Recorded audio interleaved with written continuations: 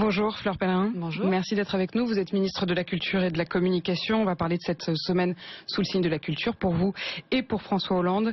Mais d'abord cette nuit, Christophe de Margerie, le patron de Total, est mort dans l'accident de son avion à Moscou. Vous avez été secrétaire d'État au commerce extérieur, vous le connaissiez. Quelle est votre réaction ? Une réaction de grande tristesse parce que c'est effectivement quelqu'un avec qui j'ai beaucoup apprécié de travailler sur le plan humain et sur le plan professionnel. C'est quelqu'un qui, comme moi, s'est beaucoup battu contre le French bashing, contre le dénigrement, l'auto-dénigrement des Français ou le dénigrement des Français et de la France à l'étranger, avec qui j'ai beaucoup échangé sur ce sujet. C'était aussi un grand mécène de la culture à travers notamment la Fondation Total. Donc j'exprime mes plus sincères condoléances à ses proches et à sa famille. C'est une très grande perte aussi pour la France. Mais justement, François Hollande a choisi dans les mots qu'il a choisi dans son communiqué pour rendre hommage à Christophe de Margerie de souligner la générosité vis-à-vis du monde de l'art. Qu'est-ce qu'il faisait pour l'art, Christophe de Margerie ? La Fondation Total est très active mais communique très peu sur ses actions en faveur de la culture. Donc elle intervient dans des actions d'éducation culturelle et artistique beaucoup, et puis pour mécéner, pour apporter des fonds pour des expositions, pour réaliser des expositions et des acquisitions. Donc c'est une fondation d'entreprise qui est effectivement très présente dans le secteur de l'art. Et sur la question du commerce extérieur, même si ça n'est plus officiellement votre casquette, est-ce que vis-à-vis du monde extérieur, vis-à-vis du reste de l'Europe, il était à Moscou, on le sait, pour rencontrer le Premier ministre russe, il avait un rôle particulier aussi de rayonnement de la France ? Il avait un rôle parce qu'il était à la tête d'une entreprise mondiale, donc effectivement dont il avait su faire d'ailleurs après un certain nombre de catastrophes écologiques. Il avait su redresser considérablement l'image de Total, hein, et effectivement il était présent sur tous les continents. Vous savez bien que les questions d'hydrocarbures sont des questions extrêmement sensibles sur le plan économique et sur le plan politique.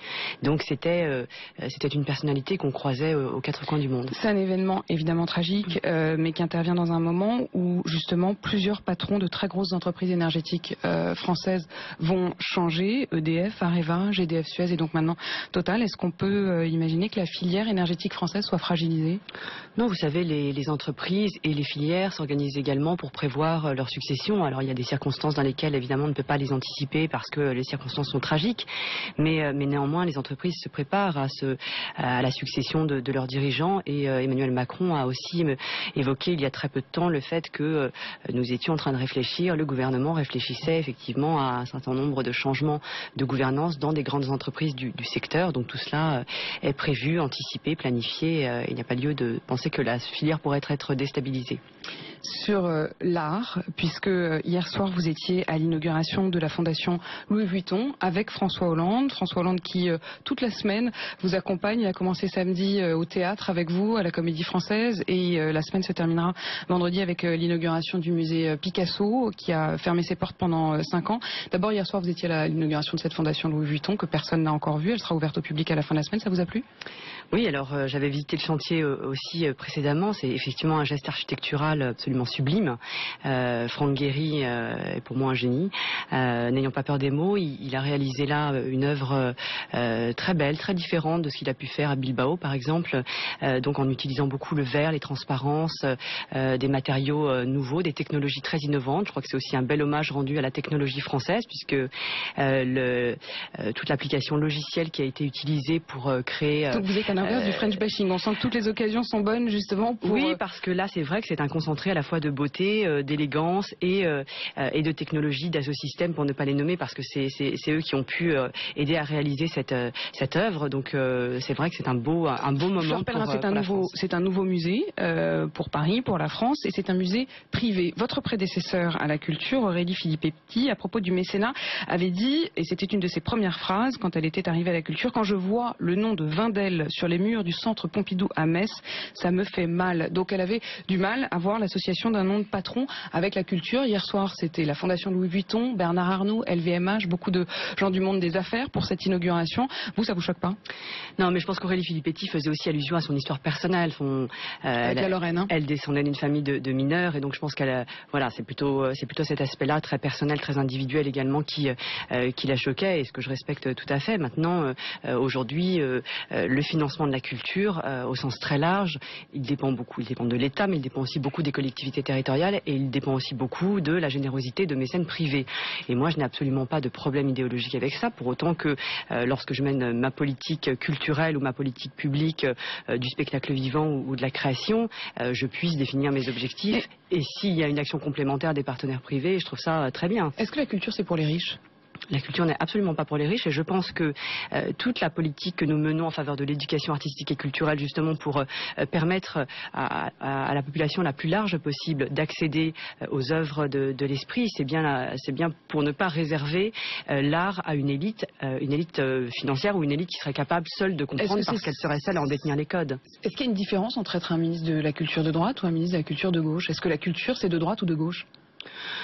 Je pense que c'est un peu réducteur de présenter les choses comme ça. Moi, ce qui m'intéresse, c'est de faire en sorte vraiment que la culture ne soit pas réservée, comme vous le disiez, à une élite, pas forcément une élite au sens monétaire du terme, mais une élite qui détiendrait seule les codes parce qu'elle les aurait acquis par héritage ou par habitus, par environnement. Si vous leur parlez en latin, effectivement, là, ça va devenir très élitiste. Par environnement socio-économique. On sait très bien qu'aujourd'hui, pour avoir accès aux pratiques amateurs, pour avoir la chance d'être envoyé au conservatoire, c'est vrai que c'est plus facile lorsqu'on vient d'un milieu aisé. Donc moi, ce que je veux faire, c'est que la politique d'éducation artistique et culturelle de l'État puisse toucher le plus grand nombre d'enfants. Mais simplement le coût des événements culturels. Regardez le parcours de François Hollande cette semaine, qui a donc, je le disais, été au théâtre, qui a été voir cette fondation Louis Vuitton, qui ira sans doute à la FIAC, la Foire internationale d'art contemporain qui ouvre ses portes demain, au musée Picasso vendredi. On a fait le calcul, si une personne veut faire comme François Hollande, ce parcours de cette semaine, et encore en ayant les places les moins chères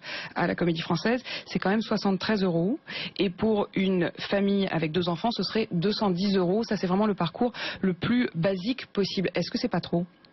Alors, il y a sans doute une réflexion à avoir sur la tarification, mais ce sont des spectacles pour lesquels l'État apporte déjà beaucoup de subventions. Et si vous compariez le coût d'entrée dans un théâtre ou à l'opéra à Londres, aux États-Unis, vous tomberiez sur des montants qui sont bien plus élevés. Donc déjà, l'État ou les collectivités territoriales aussi bien souvent font un effort considérable pour alléger le coût que représente l'achat d'un billet. Et vous pourriez faire plus ?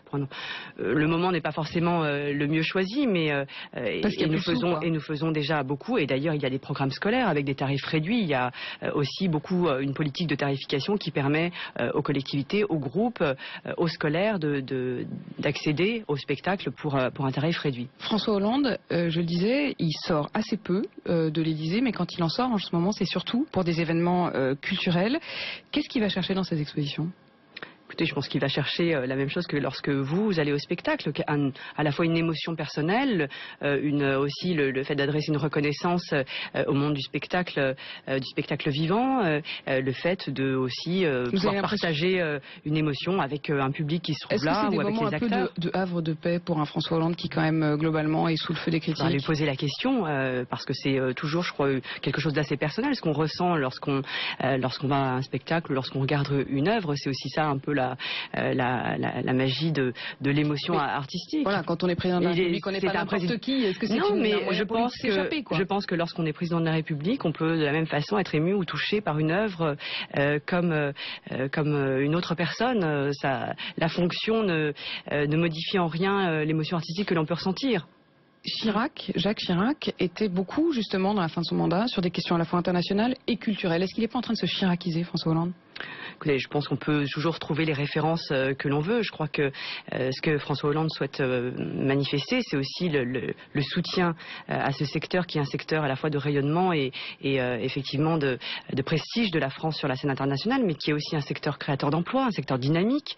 On parlait du spectacle vivant, il faut penser aussi à l'audiovisuel, au cinéma, à la création dans son ensemble, et on a là aussi un gisement d'activité et de création d'emplois. Et aujourd'hui, vous savez bien que la priorité de ce gouvernement et la priorité du président de la République, c'est la création d'emplois et le rayonnement de la France à l'international. Donc ça fait aussi partie, ce n'est pas tellement extérieur aux préoccupations de gouvernement de François Hollande. Vous voulez dire c'est pas extérieur aux questions notamment économiques? Absolument pas. Moi je pense que, bien sûr ce n'est pas exactement la même chose, mais ça fait partie aussi de la préoccupation qu'exprime François Hollande et qu'exprime le gouvernement pour redresser la France, pour relancer l'activité, pour relancer l'emploi. Sur la question des investissements, justement, ses prédécesseurs, et notamment Jacques Chirac qui avait fait le musée du Quai Branly, François Mitterrand, l'Opéra Bastille, la Bibliothèque nationale de France, la pyramide du Louvre.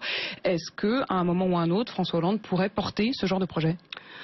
Je pense qu'on n'est pas forcément obligé de s'inscrire toujours dans la lignée de ce qui a été fait précédemment. Je pense qu'il y a des choses à inventer.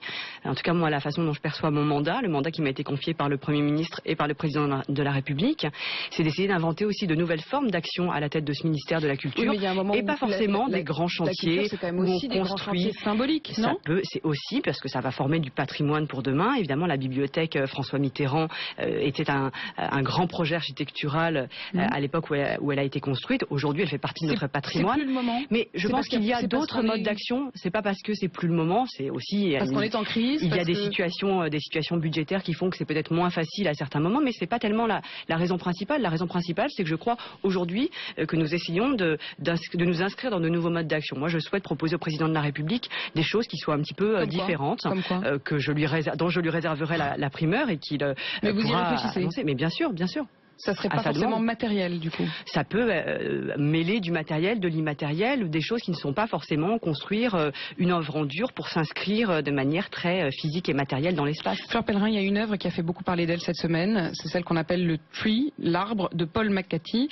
Une statue gonflable, verte, géante, installée place Vendôme, de forme conique. On évoque un sextoy. Est-ce que vous la trouvez subversive ? Elle est sans doute subversive puisqu'elle a créé autant de débats, mais c'est le propre de l'art que d'être subversif et parfois de choquer, de provoquer le débat. Voilà, moi je ne juge pas l'œuvre sur ses qualités esthétiques. Je peux avoir un jugement moi-même, mais ça n'intéresse. Mon avis personnel n'intéresse pas les auditeurs. C'est quand même une question qu'on peut se poser devant une œuvre d'art. Moi, la question que je me pose en tant que ministre de la Culture, vous voulez pas répondre à savoir si elle vous plaît ou non ? Parce que je pense que le propre d'une œuvre, c'est de poser ces questions-là. Mais si, bien sûr, mais dans les conditions dans lesquelles le débat est né ce week-end et avec la violence qui a été engendrée à la fois sur les réseaux sociaux et dans la réalité, le fait qu'un artiste... Cette statue gonflable a été vandalisée le fait qu'un artiste, vendredi à samedi, en installant déjà l'œuvre, se fasse frapper au visage par un passant est quelque chose d'assez inacceptable et d'assez anormal. Le fait qu'ensuite, dans la nuit qui suit, son œuvre soit vandalisée me pose un problème en tant que ministre de la Culture. Le président de la République a lui aussi affirmé son soutien à l'artiste. C'est anormal parce que aujourd'hui il y a quelque chose qui s'appelle la liberté d'expression ou la liberté de création et le fait de ne pas apprécier une œuvre ne signifie pas qu'on puisse se permettre de la vandaliser. Parce que à ce compte-là, l'origine du monde me choque, je vais aller déchirer la toile. Enfin, ça n'a aucun sens. Donc je crois que le débat reste toujours possible en démocratie et j'y suis tout à fait prête. L'insulte, la vindicte, le vandalisme, pour moi, sont absolument inacceptables. Est-ce que ça veut dire que la société française est crispée ? Peut-être oui, parce que cette façon de réagir à quelque chose qui devrait peut-être provoquer du débat et un débat animé, mais y réagir par la violence, par l'agression physique, au-delà même de l'agression verbale, est, je crois, quelque chose de plutôt négatif. Au-delà de cette polémique, il y a eu plusieurs levées de boucliers. Il y a une exposition en ce moment sur la sexualité pour les enfants à la Villette, ça s'appelle le Zizi sexuel. Une pétition de parents qui refusent que leurs enfants y aillent a été lancée. Elle a recueilli déjà 37 000 signatures. À Cholet, un petit salon de peinture, 2 écoles publiques ont renoncé aux visites parce qu'ils ne veulent pas emmener leurs enfants voir des représentations de nus qui sont dans cette exposition. Tout cela montre quand même une crispation. Est-ce que d'abord vous comprenez éventuellement les parents d'élèves qui se disent choqués et qui refusent que leurs enfants y aillent ? Écoutez, je ne sais pas dans quelles conditions ces parents se sont exprimés et ont refusé que leurs enfants y aillent. Ce que je sais, c'est que cette exposition, elle n'est pas nouvelle. Elle a été présentée en 2007. L'exposition sur les Zizi sexuels. Elle a été représentée entre-temps, je ne sais plus en quelle année, mais donc c'est une exposition qui a déjà tourné, qui a été validée par des pédagogues, par un conseil scientifique. À l'époque, ça n'a posé aucun problème. Effectivement, ça n'a posé aucun problème. Donc, je note, comme vous, qu'il y a une forme de raidissement qui est peut-être lié aujourd'hui, qui est peut-être lié aussi à des événements qui sont produits l'année dernière à l'occasion du débat sur les ABCD d'égalité, qui ont sans doute un peu crispé certaines personnes. Moi, je pense qu'il faut pouvoir en discuter. Il faut expliquer quelle est la vocation pédagogique de cette exposition, qui n'a rien de choquant, qui a encore une fois été élaborée avec des scientifiques, avec des pédagogues, pas pour choquer, pas pour montrer des photos. Ce sont des représentations dessinées et l'éducation sexuelle, je le rappelle, est au programme scolaire depuis 2001. Donc, et le but, encore une fois, n'est pas de choquer, mais de pouvoir faire de la prévention. Vous liez quand même même cette crispation des parents d'élèves aujourd'hui au débat qui a eu lieu sur le genre il y a un an? Il se trouve qu'entre-temps, il y a eu ce débat sur le genre et donc il n'y avait pas de réaction en 2007, il y en a maintenant. Donc voilà, il y a peut-être une corrélation qui n'est pas une relation de cause à effet, mais en tout cas, c'est vrai que je note qu'il y a une proximité dans le temps entre les deux débats. Et je crois qu'il ne faudrait pas que notre société ne puisse plus accepter le débat, qu'on empêche les enfants, qu'on soit dans une logique de censure et d'empêchement plutôt que de discussion pour examiner ce que les parents peuvent considérer comme bon ou mauvais pour leurs enfants. Alors, autre moment de crispation, il y a une femme qui était visage voilé, qui a été exclue de l'Opéra Bastille au début du mois, on vient de l'apprendre. Elle a été exclue notamment parce que certains des artistes qui étaient sur scène refusaient de continuer à jouer et à chanter alors qu'elle avait le visage couvert. Est-ce qu'il fallait l'exclure ? Alors la loi est très explicite sur ce sujet. C'est une loi qui doit être appliquée, qui a été précisée par plusieurs circulaires ministérielles et donc qui précise bien qu'effectivement dans l'espace public on doit pouvoir être identifié. Donc on ne peut pas avoir l'ensemble du visage couvert. Y compris au théâtre, y compris à l'opéra. C'est un espace public. Donc lorsque l'on est dans l'espace public, que ce soit une école, que ce soit dans la rue, que ce soit à l'opéra ou dans les établissements qui relèvent d'une tutelle ministérielle publique, eh bien on ne doit pas se présenter avec le visage couvert qui empêche d'être identifié. Le ministère de la Culture prépare une note pour rappeler la loi et les consignes, elles seront lesquelles ? Quelles sont les conduites de comportement adoptées en pareil cas. Normalement, le personnel de l'opéra, par exemple, ne peut pas reconduire cette personne à la sortie. En l'espèce, la personne a accepté, on lui a rappelé la loi, elle a accepté de partir de son plein gré. Mais si la personne avait refusé, il aurait fallu appeler les forces de police parce que le personnel de l'établissement public ne peut pas. Ce sera les consignes que vous donnerez. Voilà, donc c'est juste un rappel de la loi. Ce ne sont pas des consignes qui ajoutent à la réglementation ou à la législation. Ce sont juste des rappels qui permettent aux personnes, aux équipes des établissements publics de savoir comment se comporter si pareil cas devait se reproduire. Vous êtes ministre de la Culture et de la Communication. On le sait, aujourd'hui, on cherche un peu des financements à droite à gauche. C'est le moment du budget. Et la question de la redevance est comme un serpent de mer. François Hollande a dit qu'il était pour une assiette plus large et plus juste de la redevance audiovisuelle. Est-ce qu'il faut imaginer que les tablettes et les smartphones puissent être taxés ?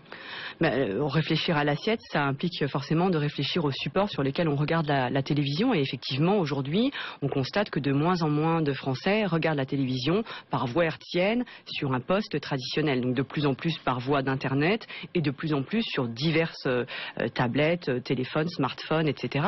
Et donc le fait de s'interroger, il y aura une taxe sur les smartphones, le fait de s'interroger sur une modernisation de l'assiette est tout à fait légitime et c'est ce qu'a indiqué le président de la République. Donc ce ne sera pas le cas pour le budget de cette année, mais en revanche ouvrir cette réflexion pour avec l'ensemble des professionnels, c'est tout à fait légitime et j'y travaille actuellement avec mes équipes. Ce qui ne veut pas dire forcément qu'il y aura une augmentation du taux, qu'il y aura une augmentation du rendement. Le président de la République a bien dit je ne veux pas par cela accroître la pression fiscale ou augmenter les ressources. Je veux juste moderniser l'assiette. Non, parce que si vous élargissez l'assiette, vous pouvez abaisser le taux et donc à ce moment-là, vous répartissez le même montant. Mais, oui, mais dans la mesure où de toute façon la France a besoin de plus d'argent, vous aurez quand même à un moment ou à un autre besoin de pour moi, la question n'est pas d'aller chercher sur telle ou telle recette quelques euros supplémentaires, c'est bien de réfléchir de manière beaucoup plus globale à la question de la fiscalité de ceux qui ne payent pas de fiscalité aujourd'hui. Aujourd'hui, vous avez beaucoup de nouveaux acteurs qui interviennent dans l'audiovisuel, dans les médias et qui sont des acteurs qui parviennent à ne pas du tout payer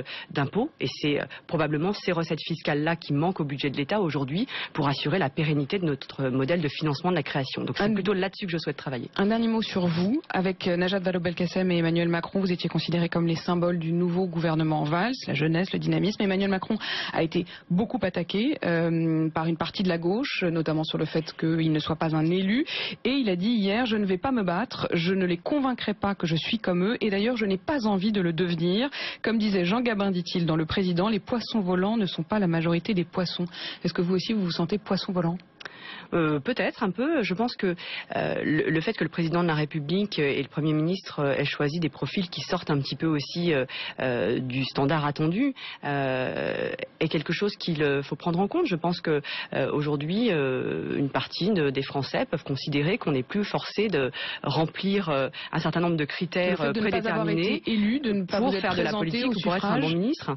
Le fait de ne pas forcément avoir suivi un cursus traditionnel d'élus ou de membres traditionnel, du parti. mais plutôt du coup du point de vue des grandes écoles, pas tellement pour faire partie du gouvernement, mais c'est vrai que ça peut aussi correspondre à une façon différente. Ça ne veut pas dire meilleure, ça ne veut pas dire qu'elle a la vocation à remplacer les autres, mais je pense qu'avoir une diversité de parcours au sein d'un gouvernement, c'est quelque chose de plutôt positif. Le fait de ne pas avoir été élu, vous vous sentez pas parfois illégitime? Ça m'arrive parce que parfois on peut me le faire sentir, mais je pense qu'il y a d'autres façons d'acquérir sa légitimité, notamment en étant un bon ministre, par exemple. Merci Fleur Pellerin d'avoir été notre invitée.